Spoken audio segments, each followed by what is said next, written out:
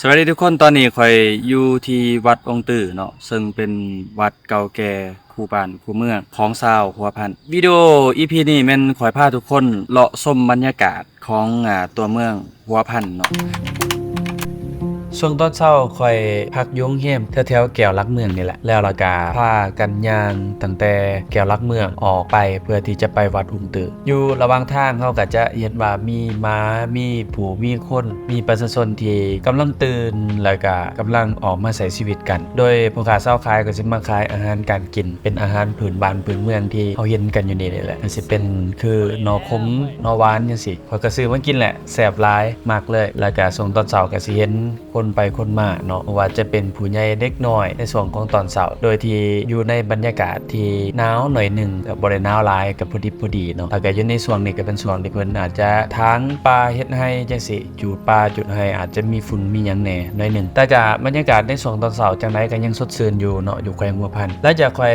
ย่างมาในยามนึงก็สิเห็นไอ้จั่วเพิ่นกำลังมาแต่บิณฑบาตมาเพิ่นก็มาขึ้นมาวัดนี่แหละข้อยก็ตามมาทั้งหลังแล้วก็เก็บบรรยากาศตอนที่เพิ่นขึ้นมาเอามาฝากทุกคนประมาณนี้ก็มีแต่จั่วน้อยๆเนาะแล้วก็จั่วเผามุงก็มีข่อยหาก็เคยเห็นว่ามีจั่วอันจากเผามุงกระบวดคือกัน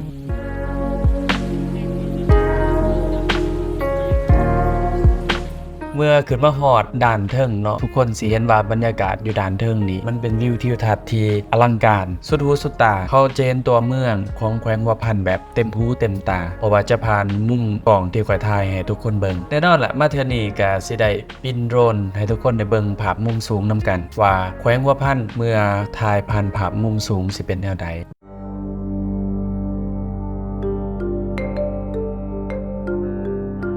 ลักๆแน่นอนก็สิเห็นวัดเนาะตอนนี้มันวัด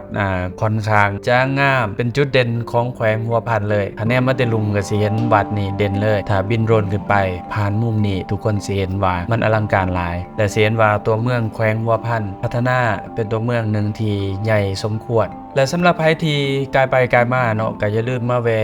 มานมัสการพระเจ้าองค์ตื้อหรือว่าพระใหญ่อยู่วัดองค์ตื้อนี่ซึ่งข่อยเองก็เดี๋ยวถ่ายคลิปสิพาทุกคนเข้าไปกราบไปไหว้เนาะไปผูกคอต่อแขนแต่ภาพมุมสูงก็สิประมาณนี้ทุกคนสิเห็นตึกอาคารแบบใหญ่ๆแล้วก็สิมีสวนสาธารณะที่ทุกคนเห็นนี่เพิ่นก็บินโดรนมาตั้งแต่ภูมาเบิ่ง